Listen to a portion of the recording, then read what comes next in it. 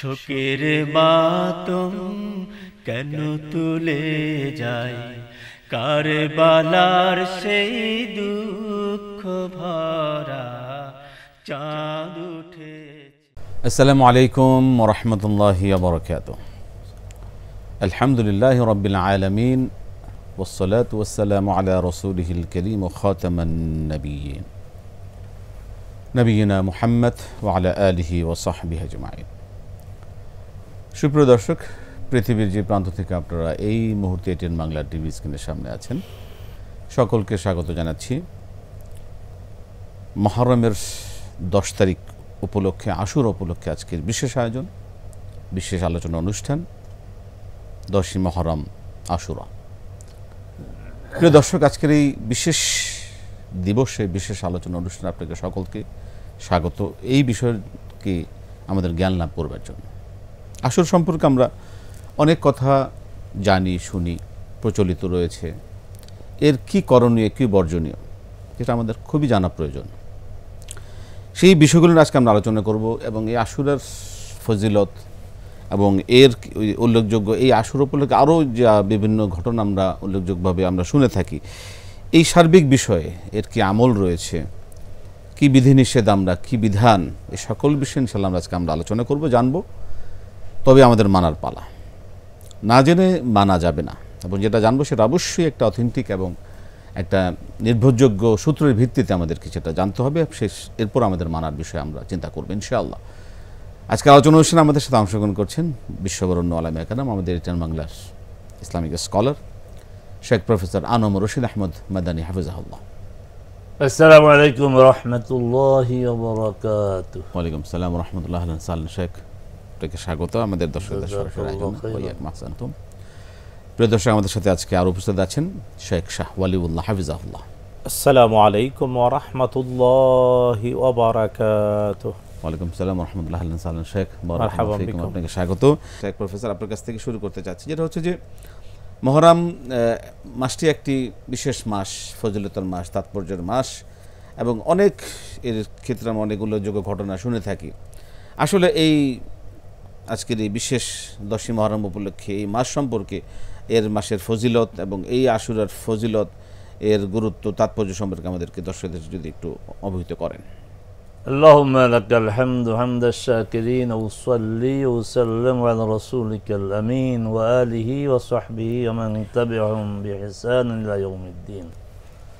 আপনার উপস্থাপনায় কয়েকটি কথা এসেছে, গুরুত্বপূর্ণ কথা, যে আমরা জানব কোরআন সুন্নাহর ভিত্তিতে যা বাস্তব তাই জানব, এবং কোরআন সুন্নাহর নির্দেশনার আলোকে আমরা মানব, আমল করব।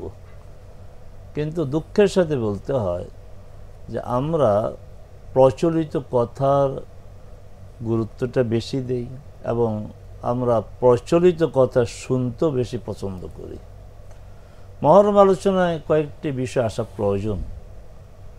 প্রথমে আসা দরকার হিজরি সনের, হিজরি মাসের গুরুত্ব, ইসলামিক ক্যালেন্ডারের গুরুত্ব, এটা আসা প্রয়োজন।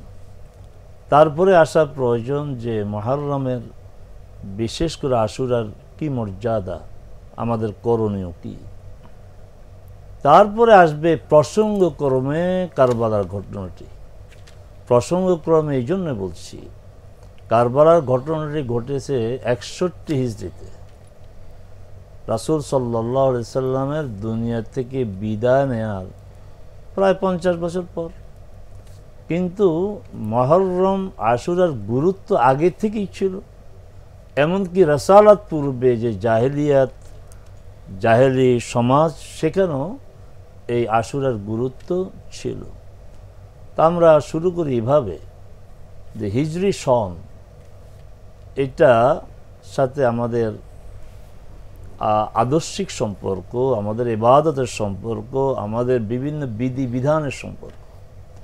এই জন্য হিজরি সনের সাথে মুসলমানদের সম্পর্ক খুব ঘনিষ্ঠ থাকাই প্রয়োজন। কিন্তু আমাদের এই সমাজে আমরা 2 ঈদে হিজরি সনের সাথে পরিচিত হই, রমাদানে হই, তারপর আশুরাতে হই, কিন্তু সারা বছর আমাদের হিজরি সনের সাথে কোনো সম্পর্ক থাকে না। এর আগে বলা প্রয়োজন, এই যে 12 মাসে বছর, এটা সারা পৃথিবীতে যেই ক্যালেন্ডারে হোক, আঞ্চলিক ক্যালেন্ডার বা বিশ্বজনীন যে ইংরেজি ক্যালেন্ডার, তারপরে আঞ্চলিক ক্যালেন্ডার, যেমন আমাদের বাংলাদেশে আমরা একটা বাংলা বর্ষ, আমরা বাংলা বর্ষ আমরা এটার প্রচলন আছে, যেটা বৈশাখ দিয়ে শুরু হয়, চৈত্রে শেষ হয়। এরকম বিভিন্ন দেশে তাদের আঞ্চলিক একটা ক্যালেন্ডার থাকে, আর একটা ক্যালেন্ডার তো আপনার ইংরেজি ক্যালেন্ডার থাকে। কিন্তু মুসলিম উম্মার ক্যালেন্ডার যেটা হিজরি ক্যালেন্ডার, আল্লাহ সুবহানাহু ওয়া তাআলা 12 মাসের যে বছর, এটা কোরআন মাজিদের সুস্পষ্টভাবে বলেছেন, ইন্না ইদ্দাতাশ শুহুরি ইনদাল্লাহি 12 শাহরান ফি কিতাবিল্লাহ ইয়াওমা খালাকাস সামাওয়াতি ওয়াল আরদ মিনহা আরবাআতুন হুরুম। আল্লাহর ইন্না ইদ্দাতাশ শুহুর, আল্লাহর কাছে মাসের যে সংখ্যা, মাসের যে গণনা, সেটা 12 মাস। এবং যেদিন আল্লাহর কিতাবে, আল্লাহর রেকর্ডে এটা লিপিবদ্ধ, কবে থেকে? আসমান জমিন যেদিন তিনি সৃষ্টি করেন সেদিন থেকে।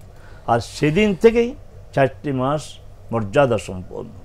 3টি হচ্ছে বছরের, 3টি একদম মানে ধারাবাহিক, জুল কায়দা, জুল হিজ্জা, মুহররম, আরটি হচ্ছে রজব। আচ্ছা, তো এই যে 4টি মর্যাদা সম্পন্ন মাস, তো এখানেও আমাদেরকে পিছনের দিকে যেতে হয়, এই জন্য যে এই 4টি মাসের মর্যাদা ইসলাম, মুহাম্মদ সাল্লাল্লাহু আলাইহি ওয়াসাল্লামের রিসালাত প্রাপ্তির আগে থেকেই এটি মানব সভ্যতা বলবো, মানব যেহেতু আল্লাহর কিতাবে লিপিবদ্ধ, আসমান জমিন সৃষ্টি হয়েছে যেদিন থেকে, তাহলে আদম আলাইহিস সালাম থেকে শুরু আমরা বলবো এই 4টি মাস মর্যাদা সম্পন্ন মাস ছিল। 3টি মাস বরং আদম আলাইহিস সালামের পূর্ব থেকে, কিন্তু প্র্যাকটিসটা, অনুশীলনটা বলবো আদম আলাইহিস সালাম থেকে। কেন? এই 3 মাস হচ্ছে হজ। তাহলে বোঝা গেল হজ একটি প্রাচীন ইবাদত। আর প্রাচীন হবে না কেন? ইন্না আউওয়ালা বাইতিন উদিআ লিন-নাসি লাল্লাযী বিবাক্কাতা। তাহলে মক্কায় যে ঘরটি প্রতিষ্ঠিত, এটা মানুষের জন্য একদম প্রথম ঘর, উদিআ লিন-নাস, গোটা মানব জাতির জন্য। এই ঘর কেন্দ্রিক যে হজ নামক ইবাদতটি, এটি আগেও ছিল। তো 3 মাস প্রয়োজন, দূর দূরান্ত থেকে যারা আসে তাদের জন্য 3 মাস প্রয়োজন। এই 3 মাসের যুদ্ধ, তারপরে আপনার মারামারি, হানাহানি, দ্বন্দ্ব, সংঘাত, মানুষ নিজেদের উপরে টাকা হারাম করে রেখেছিল না, এই 3 মাসে কোনো সংঘাত সংঘর্ষ নেই। এমনকি আপন জনের যে হত্যাকারী, পিতৃ হত্যাকারী, সন্তানকে হত্যাকারী, এই হত্যাকারীও এই 3 মাসে নিরাপদ ছিল, এবং হত্যাকারী নিজেও জানতো যে আমি এই 3 মাস অন্তত নিরাপদ। আর রজব হচ্ছে বছরের মাঝামাঝি, মাঝামাঝি মাস, 7ম মাস। ওই সময়টা তো আশেপাশের লোকরা উমরা করার জন্য আসতো, এই জন্য এই মাসটিকেও আপনার মর্যাদার মাস বলা হয়েছে। আরেকটি মাস হচ্ছে রমাদান, এটা আলাদা মর্যাদা। এই নামটি কোরআন মাজিদে এসেছে, একটি মাত্র মাসের নামে এসেছে হচ্ছে রমাদান। কেন? কোরআন নাজিল হয়েছে, এটা আলাদা বৈশিষ্ট্য, আলাদা মর্যাদা। এইখানে কথাটা এইভাবে আমরা আজকে আমাদের শ্রোতাদের এবং দর্শকদের মাঝে এই আবেদন রাখতে চাই যে আসুন আমরা হিজরি সনটার সাথে আমাদের সম্পৃক্ততাকে আরও বাড়াই, আরও মজবুত করি। আমরা হিজরি সন, হিজরি মাস, হিজরি তারিখগুলোকে আমরা ভুলে না যাই, কারণ এগুলো আমাদের ইবাদতের সাথে সম্পৃক্ত, আমাদের বিভিন্ন আপনার বিশেষ করে এই যে কাফফারা, এই কাফফারা সাথে সম্পৃক্ত। অতএব হিজরি সন, হিজরি মাস আমরা চর্চায় রাখবো, আমরা মনে রাখবো, আমরা মর্যাদা দেব। খুবই চমৎকার পরামর্শ। প্রিয় দর্শক, শুনছিলাম শাইখ বলছিলেন যে আমরা এই 4টি বিশেষ মাস, সম্মানিত মাসের যে এই মাসগুলো সম্পর্কে জ্ঞান রাখা এবং আরবি যে ক্যালেন্ডার, আরবিক ইসলামিক যে ক্যালেন্ডারগুলো সম্পর্কে আমরা যত বেশি জ্ঞান রাখতে পারবো, ইবাদত কেন্দ্রিক বিষয়গুলো কিন্তু এই মাসগুলোকে ঘিরেই হয়ে থাকে। সুতরাং আমরা এই মাস সম্পর্কে আমরা অন্যান্য মাসগুলি যেভাবে প্রচলিতভাবে আমরা যেভাবে চর্চা করি, এই মাসগুলো কিন্তু আমরা অনেকে অজ্ঞতা আমাদের মধ্যে দেখা যায়। এই বিষয়গুলো আমাদের সচেতন হওয়া দরকার। রাসূল সাল্লাল্লাহু আলাইহি ওয়াসাল্লাম হাদিস আব্দুল্লাহ শাহরুল্লাহিল মুহররম, যে এই 4টি মাসের মধ্যে অন্যতম হচ্ছে, শ্রেষ্ঠ মাস হচ্ছে আল্লাহর মাস মুহররম মাস। কেন? আলহামদুলিল্লাহ ওয়াসসালাতু ওয়াসসালামু আলা রাসূলিল্লাহি ওয়া বাদ। এটা হলো আপনি যে বলেন হাদিসের একটা অংশ। হাদিসের এইভাবে রাসূলুল্লাহ সাল্লাল্লাহু আলাইহি ওয়াসাল্লাম বলেছেন, বিশুদ্ধ সনদে প্রমাণিত, আফদালুস সালাহ বাদাল মাকতুবা সালাতুল লাইল। ফরজ সালাতের পরে সবচাইতে প্রিয়তম আল্লাহর কাছে বা উত্তম মর্যাদাময় সালাত হলো রাতের সালাত তাহাজ্জুদ। ওয়া আফদালুস সিয়াম বাদা সিয়ামে রমাদান, রমাদান মাসের ফরজ রোজার পরে আল্লাহর কাছে অতি প্রিয় বা শ্রেষ্ঠতম মর্যাদাময় রোজা হলো ফি শাহরিল্লাহিল মুহাররম, আল্লাহর মাস মুহাররমের রোজা। তাই মুহাররম মাসের মর্যাদা রাসূলুল্লাহ সাল্লাল্লাহু আলাইহি ওয়াসাল্লাম দুইভাবে এখানে স্পষ্ট করে দিলেন। একটা হলো মুহাররম মাসকে আল্লাহর মাস বললেন, অর্থাৎ যখন কোনো জিনিসকে সম্বন্ধ করা হয় কারো সাথে, ওই জিনিসটা যার সাথে সম্বন্ধিত হয় তার মর্যাদার মতো মর্যাদাময় হয়ে যায়। এই জন্যে যখন আল্লাহ তাআলার সাথে মুহররম মাসকে মর্যাদাময় করা হয়েছে, আল্লাহর মর্যাদা যেমন মহান, আল্লাহ যেমন আজিম, তাই মুহররম মাসটার মর্যাদাও মহান। দুই নাম্বার, রাসূলুল্লাহ সাল্লাল্লাহু আলাইহি ওয়াসাল্লাম এটাও স্পষ্ট করে বললেন যে এই মাসটা নফল রোজার মাস, কারণ রমাদানের ফরজ রোজার পরে 11 মাসে আল্লাহর কাছে শ্রেষ্ঠতম রোজা হলো মুহররম মাসের রোজা। শুধু তাই না, রাসূলুল্লাহ সাল্লাল্লাহু তাআলা আলাইহি ওয়াসাল্লাম মুহররম মাসের একটা মাস রোজা রাখা নফল যেমন উদ্বুদ্ধ করলেন মর্যাদার দিক থেকে, তিনি আবার আলাদাভাবে আশুরার রোজার ব্যাপারও স্পষ্ট করেছেন। কারণ এটাও আমাদের সবার জানা উচিত, মুহররম মাসের 10 তারিখকেই আশুরা বলে।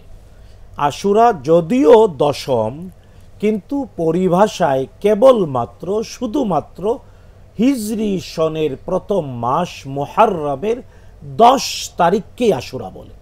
আর আশুরার রোজার ব্যাপারে রাসূলুল্লাহ সাল্লাল্লাহু তাআলা আলাইহি ওয়াসাল্লাম তিনি বলেছেন, আশুরার একটা রোজা বিগত 1 বছরের পাপের কাফারা। তবে এটাও ভুললে চলবে না, আশুরার রোজার আরো মর্যাদা আছে। কি দেখুন, ইসলামে অর্থাৎ রাসূলুল্লাহ সাল্লাল্লাহু তাআলা আলাইহি ওয়াসাল্লাম মদিনায় হিজরত করার পরে 1 বছর, অর্থাৎ হিজরতের প্রথম বছর ফরজ ছিল আশুরার রোজা। তার মানে দ্বিতীয় হিজরির শাবান মাসের 15 তারিখে নাজিল হলো রমাদানের রোজার ব্যাপারে কোরআনের আয়াত। মানে হিজরতের প্রথম বর্ষ পর্যন্ত 1 বছরই, 1 বছর এর আগে ছিল। এর আগে মক্কায় যখন রাসূলুল্লাহ সাল্লাল্লাহু আলাইহি ওয়াসাল্লাম ছিলেন, তখন তিনি একাকী আশুরার রোজা রেখেছেন, কাউকে রাখতে আদেশ করেন নাই।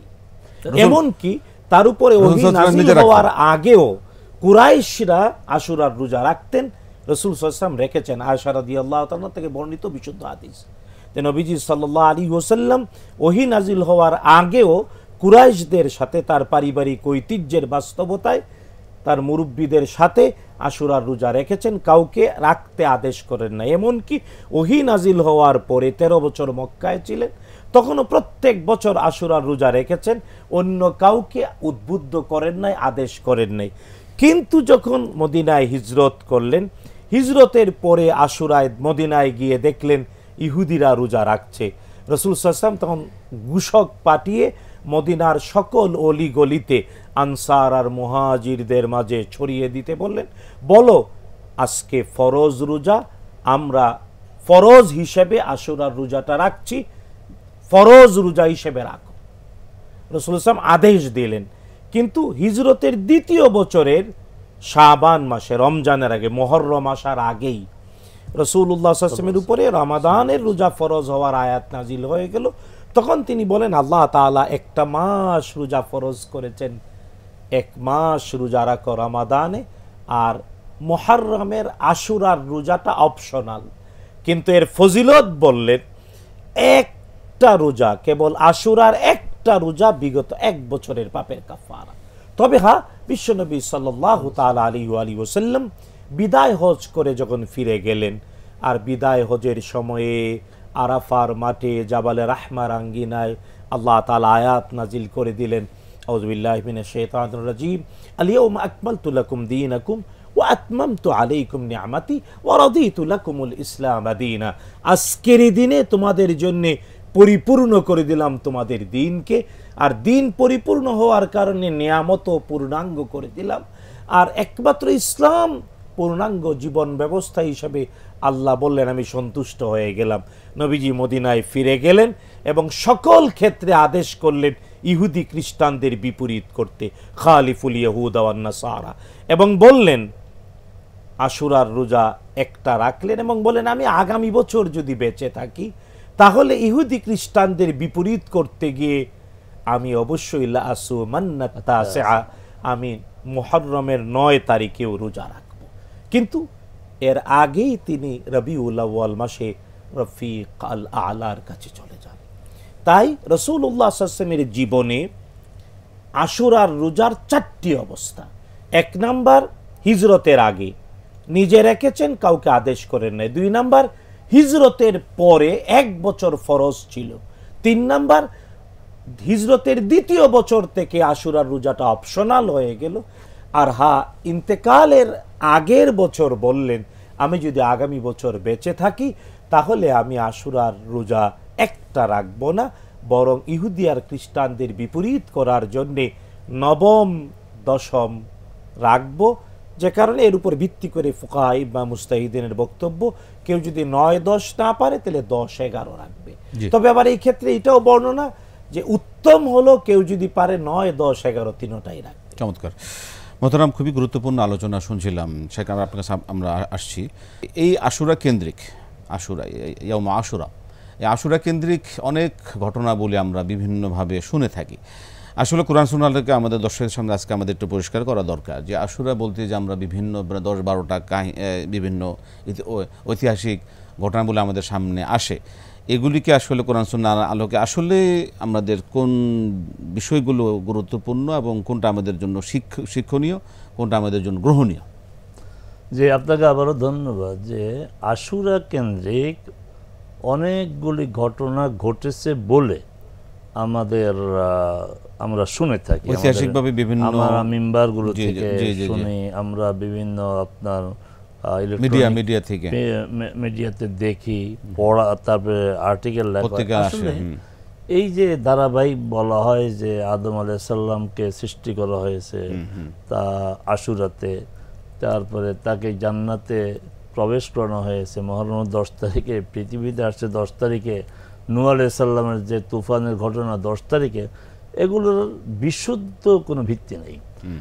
একটা হাদিসে আছে মুসনাদ আহমদ হাদিসটি, কিন্তু হাদিস বিশেষজ্ঞগণ, হাদিসের ইমামগণ সবাই এই হাদিসটিকে অতিশয় দুর্বল বলেছে। আর এক্ষেত্রে একটি কথা আমার মনে রাখতে হবে যে দুর্বল হাদিস কখন গ্রহণযোগ্য হয়, কয়েকটি শর্ত আছে।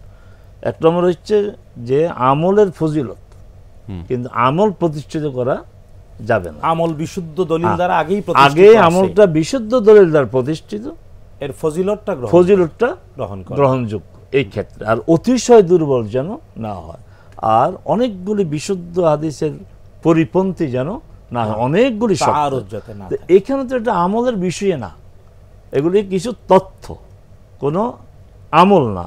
অতএব এই আমল তো রোজা প্রমাণিত।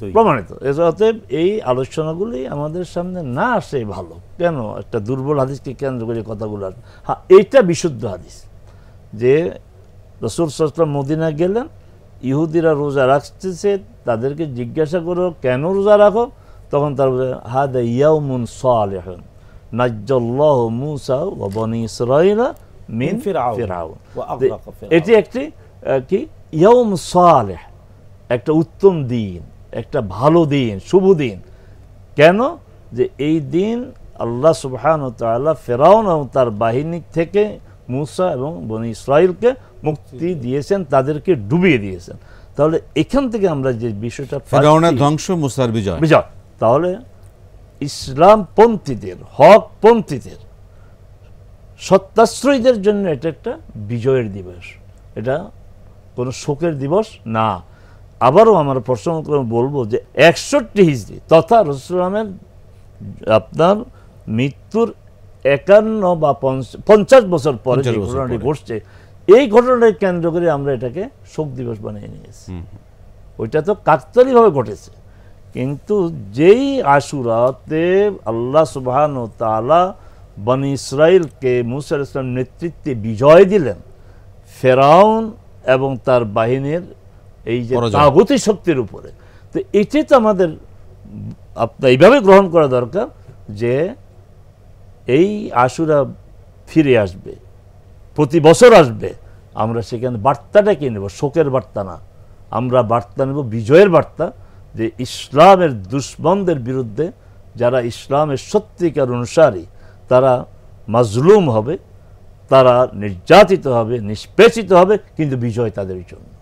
এটা আমরা একটা ভালো বার্তা পাবো যারা আমরা ইসলামকে যথাযথভাবে অনুসরণ করতে চাই, আমরা ইসলামের বিজয়ের জন্য আমরা যারা বিজয়ের স্বপ্ন যারা দেখি, এই স্বপ্ন দেখে যে আমরা ময়দানে বাতিলের বিরুদ্ধে কাজ করি, আমরা এখান থেকে একটি ইতিবাচক বার্তা পাবো, একটা আপনার আশাব্যঞ্জক বার্তা পাবো যে অবশেষে বিজয় হচ্ছে ইসলাম পন্থীদের, আল্লাহর যারা মানে সত্যিকার বান্দা, নিবেদিত বান্দা, বিজয় তাদের জন্যই। মোহতারাম, এই সেই সাথে আমরা একটা বর্তমান বাস্তবতার সাথে একটা প্রেক্ষাপট আলোচনা, যেটা উল্লেখযোগ্য বিষয়, সেটা হচ্ছে যে এই সময় এই মাসগুলিতে তো কোনো রকম যুদ্ধ বিগ্রহ এবং হত্যা এগুলো তো নিষিদ্ধ। আল কোরআন আল কারীম আল্লাহ স্পষ্ট বলেছেন, বলেছেন। ওয়ায়াসআলুনাকা আনিশ শাহরিল হারাম কিতালিন ফিহি কুল কিতালুন ফিহি কাবীর।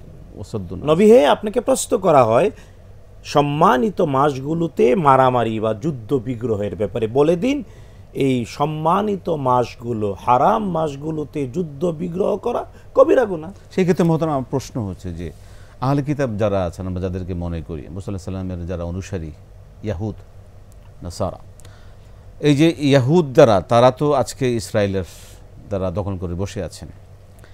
এই ইসরায়েলিরা যে এই মাসগুলিতে তারা যে হামলা চালাচ্ছে, অসংখ্য মুসলমানদেরকে হত্যা করছে, তারা কি আহলে কিতাব দাবি করতে পারেন? না, একটা জিনিস জেনে রাখা উচিত যে এই পৃথিবীতে ধর্মতত্ত্ববিদরা একমত, পৃথিবীতে ধর্ম প্রায় 3400+, এর মধ্যে দুইটা ভাগে বিভক্ত।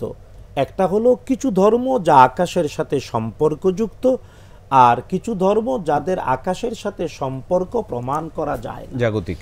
তো যারাই আকাশের সাথে সম্পর্কযুক্ত, যেমন আপনি বলেন ইহুদ বা খ্রিস্টান, তারা আকাশের সাথে সম্পর্কযুক্ত, তারা আকাশের কিতাব তাওরাত, ওল্ড টেস্টামেন্ট বা নিউ টেস্টামেন্ট বা ইনজিল, জাবুর, তাওরাত এগুলো মানে, কিন্তু ওদের কিতাবে ওরাও বাধ্য পবিত্র মাসগুলোকে সম্মান করতে, কারণ এগুলো চিরন্তন বিধান, আল্লাহ তাআলার দেয়া চিরন্তন চিরস্থায়ী বিধান, 4টি সম্মানিত মাসে যুদ্ধ না করা। কিন্তু যারা করছে, জেনে রাখা উচিত ওরা আল্লাহর সাথে শত্রুতা করছে, ওরা বেশি দিন টিকবে না না না। এই জন্য এটা আমার কোনো সন্দেহ নাই যে স্টেট অফ ইসরায়েল নামে থাকবে না, কারণ ওরা মানুষদের সাথে শত্রুতা করতে করতে আল্লাহ তাআলার সাথেও তাদের শত্রুতা স্পষ্ট করে দিয়েছে। আমি একটু যোগ করে সরাসরি আল্লাহ যে মাওলানা খুব জোর দিয়ে বললেন থাকবে না থাকবে না থাকবে না, এই কথাটা দলিল হচ্ছে যে আপনার এই কয়েকদিন ব্যাপকভাবে মিডিয়াতে আসছে এবং মূলধারা মিডিয়াগুলোতে আছে, ইসরায়েল থেকে ব্যাপকভাবে ইসরায়েলিরা দেশ ত্যাগ করে চলে যাচ্ছে বাইরে, নিরাপদ আসছে, এবং তাদের কমেন্ট কি, এটা কোনো টেকসই রাষ্ট্র নয়। তাহলে এই যে আমরা বলছি এটা থাকবে না, এটা ওই ইসরায়েলেরই বলতেছে, ব্যাপক হারে চলে যাচ্ছে তারা। তোমরা এত ব্যাপক হারে দেশ ত্যাগ করছো কেন? ইসরায়েল টেকসই রাষ্ট্র না, এটা টিকে থাকবে না। এটা যুদ্ধের মধ্যে, মারামারির মধ্যে, ভয়ের মধ্যে থাকবে কেমনি? না না, আমাদের প্রশ্ন যেটা হচ্ছে যে এই তারা নিজেদেরকে আহলে কিতাব দাবি করে, তারা নিজেদেরকে খুব তাদের ধর্মের যে ইহুদি ধর্মের ফাউন্ডেশনের উপরে ফান্ডামেন্টাল বলে খুবই অনুরাগী, তারা এই বিষয়টাকে পৃথিবীতে প্রতিষ্ঠা করতে চান, তারা নিজস্ব ভূমি সবকিছু দখল করে বসে আছেন, কিন্তু তারা নিজেরাই তো নিজের ধর্ম মানছেন না। খুবই সত্য। খুবই সত্য। এবং মানছেন না এবং অন্যায় করছেন, মানছেন না। একে তো দুইটা অন্যায়, একটা তো তারা নিজেরাই তাদের ধর্মকে তারা কলুষিত করছেন, অমান্য করছেন, এবং সেই সাথে এই অমান্য করে আরেক মুসলমান ধর্মর লোকদেরকে হত্যা করছেন জুলুম করে, ইচ্ছা করে। এই ডবল অন্যায়, অনেকগুলো অপরাধ, এই অপরাধ থেকে আল্লাহ পাক আমাদেরকে নাজাত দান করুন। এবং এদেরকে, তবে এখানে একটা মাসালা ক্লিয়ার করা উচিত যে হ্যাঁ, পবিত্র মাসগুলোতে মারামারি বা যুদ্ধ করা হারাম, যে করবে সে কবিরা গুনাহ করবে। কিন্তু যদি কেউ আক্রান্ত হয়, আক্রান্ত হলে প্রতিরক্ষা করার অধিকার আমার তার জায়েজ, রাইট। যখন কেউ আক্রান্ত হবে সে নিজের প্রতিরক্ষা করাটা তার পক্ষে জায়েজ, কিন্তু প্রথম যে আক্রমণ করলো দোষ তার। সুতরাং এটা স্পষ্ট প্রমাণিত, স্টেট অফ ইসরায়েল নামে ইহুদিরা যেভাবে ফিলিস্তিনে, গাজায়, ইরানে, ইয়ামানে, লেবাননে যেভাবে আক্রমণ করছে, ওরাই প্রথম আক্রমণকারী। জি মোহতারাম, আমি আবার আপনার কাছে আসতে চাই যে এই মাস, এই দিনকে কেন্দ্র করে, বিশেষ করে আশুরা উপলক্ষে আমাদের সামাজিকভাবে অনেক কিছু করা হয়ে থাকে, যেমন তাজিয়া মিছিল করা হয়ে থাকে রাষ্ট্রীয়ভাবে, এবং এটাকে অনেক পূর্ণতা মনে করে। এদিন অনেক আমরা পানি বিতরণ করে, বিশেষ খাবার আয়োজন করেন, এবং এই যে বিভিন্ন ইসালে সওয়াবের জন্য বিভিন্ন অনুষ্ঠান হয়ে থাকে, এগুলো করার মধ্যে কোনো ফায়দা আছে কিনা, আসলে কি করা উচিত? আমরা ইতিপূর্বে একাধিকবার বলেছি যে 61 সালের যে কারবালার ঘটনা, এটা নিঃসন্দেহে এটা দুঃখজনক ঘটনা, এটা শোকাবহ ঘটনা, এতে কোনো সন্দেহ নেই। এবং হুসাইন রাদিয়াল্লাহু তাআলা আনহু, তার অনুসারীগণ এবং তার পরিবারের লোকজনকে নিয়ে তিনি জুলমের শিকার হয়েছেন, এটা অস্বীকার করার কোনো সুযোগ নেই। তবে কথা হচ্ছে যে এই দিনকে কেন্দ্র করে, এই দিন বলতে 61 সালের কারবালার, 61 হিজরি কারবালা, এই দিনকে কেন্দ্র করে কোনো ধরনের কোনো অনুষ্ঠান করা যাবে না।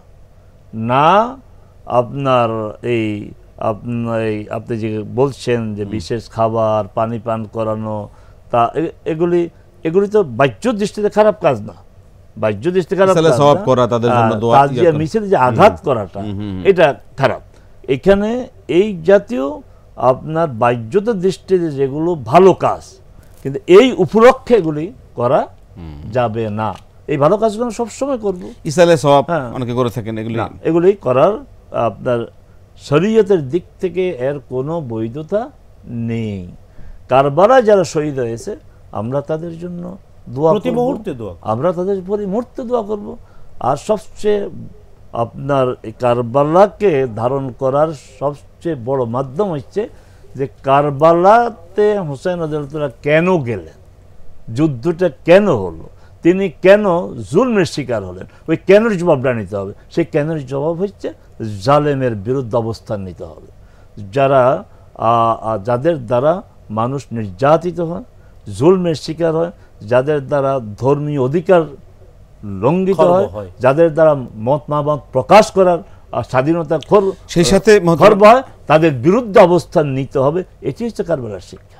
আল্লামা ইকবাল কি বলেছে, ইসলাম জিন্দা হতা হয় হার কারবালাকে বাদ। তাহলে কারবালা আমাদের কারবালা আমাদের বিজয়ের স্তম্ভ, মজলুমের আমাদের, হ্যাঁ, এটা বিজয়ের মাইল ফলক। কারণ ইসলাম জিন্দা হতা হয় হার কারবালাকে বাদ। চমৎকার কথা, যেটা আপনার কাছ থেকে আপনি বলছিলেন যে কারবালা শিক্ষা। কারবালা বলতে আমরা যেটা আমরা গতানুগতিক পালন করছি, যেটা বাংলাদেশ সহ সারা পৃথিবীতে আমরা দেখি মরসিয়া, মাতম এবং কি বলে নিজেকে আহত করা, এই বিষয়ের ক্ষেত্রে আসলে আমরা অনেকে এবং এগুলো দেখা, এগুলো তো প্রচলিত হয়ে গেছে। এই আশুরার থেকে আসলে কি শিক্ষা আমরা আমাদের বর্তমান প্রজন্ম, আমাদের দর্শকদের জন্য ইসলাম কি বলে, শরিয়ত, ইসলামী শরিয়ার আলোকে আমরা কি ব্যাখ্যা বা কি বিশ্লেষণ কি করা উচিত বলে মনে করেন? ধন্যবাদ আপনাকে। আসলে প্রথম অনুরোধ হলো সবাইকে লেখাপড়া করার, সঠিক বিষয় জানার, এর বিকল্প নাই। আগে জানতে হবে যথাযথ তথ্য, আশুরা কেন, কারবালা কেন, এবং কারবালার বাস্তবতাটা কি ছিল। হ্যাঁ, যথাযথ ঐতিহাসিক প্রেক্ষাপটগুলো জানলে তখন আমার দায় কি, আমি কি করব তা তৈরি হয়। এবং এটাও ভুললে চলবে না, 61 হিজরিতে যখন কারবালা ঘটেছিল, তখন এই পৃথিবীতে হাজার হাজার সাহাবী রাদিয়াল্লাহু আনহুম বেঁচে ছিলেন।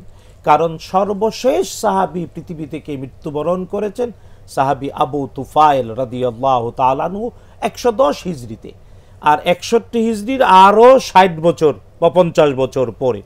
তার মানে হাজার হাজার সাহাবী তখন জীবিত ছিলেন। আর সাহাবী কারা?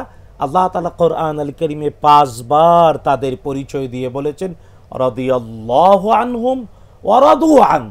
আল্লাহ তাআলা তাদের প্রতি সন্তুষ্ট, তারা আল্লাহ তাআলার প্রতি সন্তুষ্ট। তো হাজার হাজার সাহাবীরা কারবালার ঘটনার পর কি করেছেন ঐতিহাসিকভাবে প্রমাণিত। দেখুন না সাহাবায়ে কেরাম কি করেছিলেন। তারা কি এই মিছিল, তাজিয়া মিছিল করেছেন? নাউযুবিল্লাহি মিন যালিক। ইসলামের মূল শিক্ষার সাথে সাংঘর্ষিক এই মূর্তি বানানো, ঘোড়া বানানো। আমরা কি মোহতারাম, যারা আশুরা মানেই তাজিয়া মিছিল বলতে চায়, আমি বলবো তারা মূর্খ, তারা ইসলামের জ্ঞানহীন, তারা ইসলাম সম্পর্কে জানে না, তারা ইসলামের মূল স্পিরিট ধারণ করেন না। কারণ ইসলামের মূল স্পিরিট হলো মূর্তির বিরুদ্ধে। বিশ্বনবী সাল্লাল্লাহু আলাইহি ওয়াসাল্লাম বলেছেন বুইস্তু লিকাসরিল আসনাম, আমি প্রেরিত হয়েছি মূর্তি ধ্বংস করার জন্য। ইব্রাহিম আলাইহিস সালাম মূর্তি ধ্বংস করে তার তাওহীদের প্রচার প্রকাশ শুরু করেছেন, কোরআনে আল্লাহ তাআলা তুলে ধরেছেন। সুতরাং আম্বিয়া আলাইহিমুস সালামের শিক্ষাই হলো মূর্তির বিরুদ্ধে। এখন আমি যদি রাসূলুল্লাহ সাল্লাল্লাহু আলাইহি ওয়াসাল্লামের আপন দৌহিত্রের সুগাতা করতে গিয়ে মূর্তি বানাই, তাহলে আমি কোথায় নবীর শিক্ষার উপর? তাদের একটা ব্যাখ্যা এরকম হতে পারে, যেটা হচ্ছে যে আমরা তো তাদেরকে স্মরণ করার জন্য আমরা একটা প্রতীকী অবস্থান নিয়ে তাদেরকে স্মরণ করছি। এটা কি ইসলাম সমর্থন করে? এই প্রতীকী বিষয় মাধ্যমে শিরক আপনার প্রবেশ ঘটেছে। আল্লাহ সুবহানাহু ওয়া তাআলা মানুষকে স্বভাবজাত তাওহীদের উপর সৃষ্টি করেছেন। কুল্লু মাউলুদিন ইউলাদু আলাল ফিতরা, এই ফিতরা হচ্ছে তাওহীদ। এই তাওহীদে যে স্বভাবসম্মত তাওহীদটা কখন শুরু হয়েছে? যখন আল্লাহ সুবহানাহু ওয়া তাআলা রূহের জগতে আমাদের কাছ থেকে স্বীকৃতি নিয়েছেন, আলাস্তু বিরাব্বিকুম ক্বালু বালা, এই তাওহীদের স্বীকৃতি। তাহলে মানুষ তাওহীদি স্বভাব নিয়ে দুনিয়াতে আসে, এবং আদম আলাইহিস সালাম প্রথম নবী, তাওহীদের উপরে তিনি ছিলেন। এবং ইবনে আব্বাস থেকে একটা বর্ণনা যে মানুষ প্রায় আশরাতু কুরুন বলছে, আশরাতু কুরুন হচ্ছে 10 শতাব্দী, মানে 1000 বছর পর্যন্ত একদম নির্ভেজাল খাঁটি তাওহীদের উপর ছিল। তো এই শিরকটা শুরু হয়েছে এই যে প্রতীকী বিষয় নিয়ে, ওয়াদ, সুওয়া, ইয়াগুস, ইয়াউক, এই 5 জনকে, তারা 5 জন ছিল সমাজের, এরা শ্রেষ্ঠ ব্যক্তিত্ব, জাতীয় ব্যক্তিত্ব, এরা ছিল তাওহীদের উপর প্রতিষ্ঠিত, তাওহীদের প্রচারক, সমাজকে দিক নির্দেশনা দিত। কিন্তু শয়তান কি করলো? এদের স্ট্রেস বানাও, মারা গেছে, সুতরাং এদের ভাস্কর্য বানাও। এই জন্য ভাস্কর্য বিষয়টা ভালো বিষয় না। ভাস্কর্যের মাধ্যমে, মূর্তির মাধ্যমে, মূর্তি শব্দটা শুনতে কেমন শোনায়, এই জন্য নাম দিয়েছে ভাস্কর্য, একই। কিন্তু এই ভাস্কর্যের মাধ্যমে শিরকের সূচনা হয়েছে। আব্দুল্লাহ ইবনে আব্বাস রাদিয়াল্লাহু আনহু থেকে হাদিস, ইবনে কাসির সহ অনেক তাফসীরে আসছে যে এই লোকগুলো ছিল কানু সালিহিন ফি কওমিহিম, নেককার ছিল, কিন্তু ওই তাদের যে ভাস্কর্য স্থাপন করা হয়েছে প্রথম দিকে কিন্তু আইডিয়াটা ভালো ছিল, এদেরকে দেখে দেখে তোমরা অনুপ্রাণিত হবে, এখন যেটা মনে করা তারা করছেন। কিন্তু পরবর্তী প্রজন্মকে আস্তে আস্তে যে এরাই তো তোমাদের পূর্বপুরুষদের ইবাদত করত, এদের সামনেই তারা এই নজর নওয়াজ এই যে পেশ করত, এই যে ভাস্কর্যের মাধ্যমে কিন্তু মানুষের বিচ্যুতি ঘটেছে তাওহীদ থেকে শিরকের দিকে। অতএব এই প্রতীকী বিষয়টা, এটা যে কোনো প্রতীকী বিষয়কে এভাবে মেনে নেওয়া ঠিক যাবে না, এবং এটাই ফতোয়া এবং এটাই সিদ্ধান্ত। এবং আমরা যারা মনে করছি যে এই মিছিলে অংশগ্রহণ করলে, এই মিছিলে খালি পায়ে হাঁটলে, শিশুদেরকে খালি হাঁটালে, এই মিছিল থেকে পানি বিতরণ করলে, ওই পানি খেলে, এবং এই মাধ্যমে আমরা একটা কল্যাণ কাজ করছি, খুব ভালো কাজ করছি, সওয়াবের কাজ করছি, আসলে কি তাই? অবশ্যই না। কারণ আমি আবারও বলি, 61 হিজরিতে কয়েক হাজার সাহাবী পৃথিবীতে বেঁচে ছিলেন। সাহাবায়ে কেরাম তারা কি করেছেন? শুধু তাই না, সাহাবায়ে কেরামের অনুসারী যারা, তাদেরকে বলে তাবেঈন, তাবেঈনগণ কি করেছেন? তাবেঈনদের অনুসারী আতবা আত-তাবেঈন, তারা কি করেছেন? অর্থাৎ সোনালী যুগে প্রায় 300 হিজরি শতাব্দী পর্যন্ত ভালো মানুষরা কি করেছেন? তারা কি মিছিল করেছেন? তারা কি মূর্তি বানিয়েছেন, তারা কি গায়ে আঘাত করেছেন? না, এগুলা পরবর্তীতে আবিষ্কার হয়েছে। আল্লাহ হেদায়েত নসিব করুন। আপনার কাছে আসতে চাচ্ছিলেন যে এই মাস বুঝলাম আমরা এই মাসে, এই মাস বলতে আমরা আশুরাকে উপলক্ষ করেই আশুরার দিন শেষ, এই মাস শেষ হয়ে গেল, এরকম একটা আমাদের মধ্যে ধারণা হয়ে থাকে, তাই না? কিন্তু রাসূল সাল্লাল্লাহু আলাইহি ওয়াসাল্লাম কিন্তু 4টি আমল কখনো ছাড়তেন না। তার মধ্যে একটি হচ্ছে এই আশুরার রোজাকে উপলক্ষ করে একটা আমল ছিল, মুহররম মাসে, এবং মুহররমের যে প্রতি মাসে 13, 14, 15 রোজা, এটা তারপরে যে জিলহজের রোজা, এগুলি তিনি কখনো ছাড়তেন না। 4টি আমলের মধ্যে এই সবসময় নিয়মিত করতেন। তা আমরা এই 10ই মুহররম পালন করেই আমরা কি এই মাসকে আমরা উদযাপন শেষ করতে আমাদের করা উচিত, না এই মাসের কেন্দ্রে আরও কিছু আমাদের করণীয় রয়েছে বলে আপনি মনে করেন? আসলে মুহাম্মদ সাল্লাল্লাহু আলাইহি সাল্লামকে আল্লাহ পাঠিয়েছেন আমাদের জন্য মডেল হিসেবে। লাকাদ কানা লাকুম ফি রাসূলিল্লাহি উসওয়াতুন হাসানা। মডেল সাধারণ মডেল না, উত্তম মডেল, সুন্দর মডেল।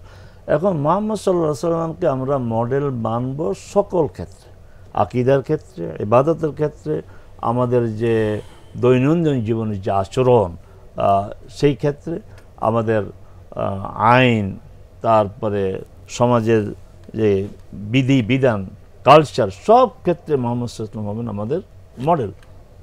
এবং মুহাম্মদ সাল্লাল্লাহু আলাইহি সাল্লাম যে ইবাদত, যেই সময়, যেই নিয়মে, যেই পরিমাণে করে গিয়েছেন, এর মধ্যে কোনো ধরনের সংযোজন, পরিবর্তন, আপনার সংযোজন বিয়োজন, তখন এটা ইবাদতই হবে না। মৌলিকভাবে আপনার বলা হয় তাকে ইবাদতের সাথে 4টি বিশেষ সম্পর্ক। একটি হচ্ছে ইবাদতের ধরন, আরেকটি হচ্ছে ইবাদতের পরিমাণ, আরেকটা হচ্ছে ইবাদতের সাথে সংশ্লিষ্ট সময়, আরেকটা হচ্ছে সংশ্লিষ্ট স্থান। এই 4টি একদম ইনট্যাক্ট রাসূল সাল্লাল্লাহু আলাইহি সাল্লাম যেইভাবে করেছেন ওইভাবে করতে হবে, যেই পরিমাণে করেছেন ওই পরিমাণে করতে হবে, যেই সময়ে যে ইবাদত করেছেন ওই সময় ইবাদত করতে হবে, এবং যেই স্থানে যে ইবাদত করেছেন সেই স্থানে করতে হবে। যেমন এখন যদি কেউ আরাফাত ময়দানে গিয়ে অবস্থান করে, আর এই অবস্থা ওখানে আরাফাত ময়দানে এখন যাওয়াটা কিন্তু দূষণীয় না, যাবে দেখবে, কিন্তু এই ধারণায় যদি কেউ যায় যে আরাফাত ময়দানে আসলাম, আসতে হবে না, কিছুক্ষণ বসি সওয়াব হবে, না, এটি সমস্যা, সওয়াব হবে না। এখন যদি আমরা এই চেতনায় যাই, এখানে আরাফাত ময়দান 10ই যুলহিজ্জা, 9ই যুলহিজ্জা সারা পৃথিবী থেকে লাব্বাইক লাব্বাইক ধ্বনি দিয়ে লোক আপনার হাজির একত্রিত হয়, এই যে স্মৃতিটা যদি ধারণ করার জন্য যায়, সওয়াব হতে পারে, কিন্তু যদি অবস্থান করে সওয়াবের আসে হবে না, তাহলে হবে। সেই ক্ষেত্রে মোহতারাম প্রশ্ন যেটা হচ্ছে যে এই বাংলাদেশে যারা করছেন এই তাজিয়া মিছিল, এগুলো কারা করছেন, কারা উদ্বুদ্ধ করছেন, কারা আমাদেরকে এর দ্বারা কি মেসেজ দিতে চান? এখন এর থেকে এই বেদাত থেকে আমরা কিভাবে মুক্ত থাকতে পারি, বেদাত থেকে, এই শিরক থেকে কিভাবে মুক্ত থাকতে পারি? থাকার একমাত্র হচ্ছে রাসূল সাল্লাল্লাহু আলাইহি সাল্লামের কে অনুসরণ করা। বারবার বলা হয়েছে সাহাবে কেরামকে অনুসরণ করা, যে কারবালার ঘটনার সময় হাজার হাজার না, কারণ রাসূল তো আপনার রেখে গিয়েছেন লক্ষাধিক সাহাবী, তো হাজার হাজার সাহাবীর সাথে আবার তাবিরা যুগ হয়ে গেছে। তো তাবিদের যুগ কিন্তু স্বর্ণ যুগ, খায়রুল কুরুন কারনি সুম্মাল্লাযিনা ইয়ালুনাহুম, তাহলে এই রাসূল সাল্লাল্লাহু আলাইহি ওয়াসাল্লামের যুগটা বাদে দিই, পরবর্তী সাহাবে কেরামের যুগ, পরবর্তী তাবিনের যুগ, এই স্বর্ণ যুগগুলোতে এই ধরনের আমল তো আপনার পাওয়া যায় না। এই যে তাজিয়া মিছিল, তারপরে আপনি যে বলেন যে বিশেষ খাবারের আয়োজন, আমরা যে আমরা একটা সম্প্রদায়কে আমরা শিয়া বলি, আচ্ছা ঠিক আছে, তারা তাদের এই বিশ্বাস দর্শন অনুযায়ী অনেক কাজ করে, আমাদের সেখানে আপত্তি থাকারই কথা, থাকবে, কিন্তু আমরা যারা নিজেদেরকে সুন্নি পরিচয় দেই, এই বেদিগুলি কি আমাদের মধ্যে নেই? আমরা তো এই তাজিয়া মিছিলে যারা সুন্নি পরিচয় দেয় তাদেরও অনেকে কিন্তু তাজিয়া মিছিলে অংশগ্রহণ করে, এবং অংশগ্রহণ করাটাকেই এটাকে একটা বরকতময় কাজ মনে করে। সুন্নি পরিবারের অনেকেই এই দিন বিশেষ খাবারের আয়োজন করে। তা আপনি যদি সুন্নি মানে কি, আপনি আহলে সুন্নাহ ওয়াল জামাতের অনুসারী, সুন্নি মানে কি আপনি কোরআন সুন্নাহ অনুযায়ী চলবেন, তাহলে এই কাজগুলো যে করা হচ্ছে কিসের ভিত্তিতে করা হচ্ছে? অতএব বিভ্রান্তি তো আমাদের মধ্যে আছে, আমরা শুধু শিয়া বলে তাদেরকে আমরা তাদের অনেক কাজের সাথে আমরা দ্বিমত করব, কথা ঠিক, দলিলের ভিত্তিতে, যুক্তির ভিত্তিতে। কিন্তু আমরা যারা কোরআন সুন্নাহর অনুসারী হিসাবে, সুন্নি হিসেবে নিজেদের পরিচয় দেই, আমরা কেন তারা যে কাজগুলি করে আমরা কেন করব? চমৎকার। তবে এখানে একটা বিষয় আরও স্পষ্ট করে আপনি যেভাবে প্রশ্ন করেছেন, উস্তাদ যেভাবে বলেছেন, বা আমাদের মিডিয়াগুলোতে যেভাবে আশুরার পরে রিপোর্ট করে, এটা এইভাবে বলা উচিত, হ্যাঁ, যেহেতু বাংলাদেশ অনেক বিশ্বাসের মানুষের সুন্দর আশ্রয়স্থল, সাম্প্রদায়িক সম্প্রীতির দেশ, তাই যারা নিজেদেরকে শিয়া বলেন, কারণ তাদের মসজিদ আলাদা, তাদের নামাজের পদ্ধতি আলাদা, তাদের জীবনযাপনটাও আলাদা, নিজেদেরকে মুসলিম পরিচয় দেওয়ার চেয়ে শিয়া পরিচয় দেওয়াটাই তার সম্মানজনক মনে করে। সুতরাং নিউজটা এইভাবে হবে যে শিয়া সম্প্রদায় তাজিয়া মিছিল করেছে, এইভাবে বলতে হবে। কারণ যে সম্প্রদায় করে আমরা তাদেরকে বোঝানোর চেষ্টা করব, তবে হ্যাঁ, তারা তাদের ফিলোসফির অনুকূলে করছে, আমরা বাধা দেব না। তবে এটা ঠিক, যারা আহলুস সুন্নাহ ওয়াল জামাআহ, যারা আহলুস সুন্নাহ ওয়াল জামাআর অধিকারী বলে দাবি করি, তারা ওই বিভ্রান্তিতে যুক্ত হব না। আর জানা উচিত, আশুরা উপলক্ষে তাজিয়াটা মুসলিম উম্মার কাজ না, এটা কেবল মুসলিম উম্মার একটা সম্প্রদায় যারা নিজেদেরকে শিয়া বলে পরিচয় দেন তাদের কাজ। তাহলে আমরা এই সব, আমরা শিরকে যাব না, বেদাতে যাব না, আমল হিসাবে আমরা দর্শকদের জন্য আমরা কি আমল ওই দিনটাকে কেন্দ্র করে বা এই মাসকে দিকে আমাদেরকে এক কথায় বলে দিবেন? রাসূল সাল্লাল্লাহু আলাইহি ওয়াসাল্লাম তো আমল শিখে গিয়েছেন যে আশুরার রোজ সিয়ামু ইয়াউমা আশুরা ইউকাফিরুস সানাতাল মাদিয়াতা, এক বছরের গুনাহ মাফ হয়। তারপরে আরো আমরা 3টা দিন পাচ্ছি, 13, 14, 15 সেই রোজাগুলো আমরা রাখতে পারি। আমরা মুহররম অন্য সময়ে রাখা উচিত, কিন্তু রাখতে না পারলেও আমরা মুহররমের প্রতি সোম বৃহস্পতি রোজাগুলো রাখতে পারি। এই তাজিয়া মিছিল, শিরকি, বেদাতি, তারা একটা নির্দিষ্ট গোষ্ঠী, শিয়া গোষ্ঠী, বা যারা এই বিষয়গুলিকে তারা উদ্বুদ্ধ করেন, তারা এটাকে ইবাদত মনে করেন, তারা এটাকে আমল মনে করেন। আমরা এগুলিকে সমর্থন করি না, ইসলাম আমাদের সহিহ সুন্নাহ দ্বারা এটা আমরা সমর্থন করি না, আমরা দর্শকদের সামনে এটা আমরা পরিষ্কার করেছি। সেই ক্ষেত্রে তাদের বিকল্প হিসেবে আমরা কি একটা তো শুনলাম যে আমল ওই দিনে রোজা রাখা এবং পরবর্তী দিনগুলিতেও রোজা অনুযায়ী করা, এছাড়া আরও কি আমল করতে পারে? আমরা কি তাওবা করা, ইস্তেগফার পড়া, দান সদকা করা, এই বিষয়গুলো আর কি আমাদের? না, মূল ব্যাপার হলো, আপনার কথার সাথে এতটুকু যুক্ত করে বলি, দেখুন আমাদের সাহিত্যেও ব্যাপারগুলো স্পষ্ট। আমাদের জাতীয় কবি কাজী নজরুল ইসলাম, তার বিখ্যাত কবিতা আছে, মুহররম আশুরা উপলক্ষে ত্যাগ চাই মরসিয়া ক্রন্দন চাই না। চমৎকার এক কথা, নজরুলের বিখ্যাত কবিতা। সুতরাং সাহিত্যেও যা চর্চা হয়েছে, আহলুস সুন্নাহ ওয়াল জামাআহ যা আমাদেরকে শিখিয়েছে, এইগুলাই আমরা করব, সঠিক ইতিহাসটা চর্চা করব। আর আপনি আমল বলছেন, আমল প্রাত্যহিক বাস্তবতায় সালাত, তেলাওয়াত, তওবা, দান সাদাকা এগুলা করব। আর বিশেষ করে মুহররম মাসটা 4টি সম্মানিত মাসের অন্যতম একটা হওয়ার কারণে সারাটা মাস মর্যাদা রক্ষা করে চলাটা হলো ওয়াজিব। আল্লাহ তৌফিক দিন। আমিন, আল্লাহুম্মা আমিন। আমরা শুনলাম সকল কিছুই, অনেকগুলো বিষয় আজকে আমাদের সামনে পরিষ্কার হয়ে গেল। মুহররম বলতে যা আমরা যে ত্যাগ এবং যে শোকের দিন হিসেবে আমরা পালন করে থাকি, বিভিন্ন মিছিল, মিটিং এবং বিভিন্ন অনুষ্ঠানের মাধ্যমে যে আমাদের এই যে একটা শোকের বার্তা আমাদেরকে বোঝানো হয়, আসলে মুহররম বলতে শুধু শোক না, সেই শোক থেকে যে শিক্ষা সেটা আমাদের সামনে তুলে ধরা দরকার। সকলের এই বিষয়ের দায়িত্ব, যারা আমরা এই বিষয়ে দায়িত্বশীল আছি, যে প্রত্যেকের জায়গা থেকে, বিশেষ করে মিডিয়া যারা আছি, আমরা এই বিষয়টাকে আমরা ইসলামের যে সঠিক ব্যাখ্যাগুলো, একটি গোষ্ঠীর ব্যাখ্যাকে একদম উপস্থাপন করে এইটাই সারা ইসলামের যে মূল বিষয় বলে প্রকাশ করা, এই যে একটি গতানুগতিক ধারা চলে আসছে, এর থেকে আমাদের অবশ্যই বেরিয়ে যেতে হবে। আল্লাহ পাক আমাদেরকে কবুল করুন এবং এর সঠিক শিক্ষা, আসলে যে সঠিক শিক্ষা মোহতারাম দোয়েজ আজকে আমাদের সামনে উপস্থাপন করলেন সহিহ সুন্নাহর আলোকে, এই বিষয়গুলো আমরা ইনশাল্লাহ জানলাম। এবার আমাদের মানার পালা। আল্লাহ পাক আমাদেরকে যেভাবে জানলাম এভাবে যেন আমরা মানতে পারি, আল্লাহ রসুলের সঠিক অনুকরণ যেন আমরা করতে পারি, আল্লাহর সন্তুষ্ট অর্জন করতে পারি। আল্লাহ পাক আমাদেরকে কবুল করুন। আপনারা অংশগ্রহণ করেছেন, মূল্যবান সময় দিয়েছেন, ধৈর্য ধরে এখানে আমাদেরকে সময় দিয়েছেন। প্রিয় দর্শক, আপনারা শুনেছেন, আপনাদেরকে আন্তরিক বারাকাল্লাহু মোবারকবাদ ফিক। জানাচ্ছি, ধন্যবাদ জানাচ্ছি। জাযাকাল্লাহু জাযাকাল্লাহু খাইরান। খাইরান, বারাকাল্লাহু ফিকুম, হাইয়াকুমুল্লাহ। প্রিয় দর্শক, আপনাদেরকে আন্তরিক মোবারকবাদ জানাচ্ছি যে আপনারা ধৈর্য ধরে আমাদের এই গুরুত্বপূর্ণ আলোচনাগুলো শুনলেন, তাত্ত্বিকভাবে, বিভিন্নভাবে, ব্যাখ্যা বিশ্লেষণের মাধ্যমে। এ থেকে আসলে আজকে আমাদের সিদ্ধান্ত নিতে হবে আমরা কোন দিকে যাব। আল্লাহ পাক আমাদের কবুল করুন।